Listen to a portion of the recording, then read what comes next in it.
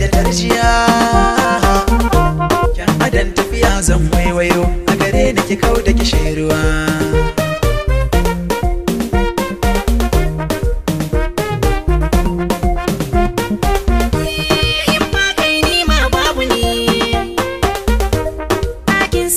Ka shigar da ni zamar so kala sami ne.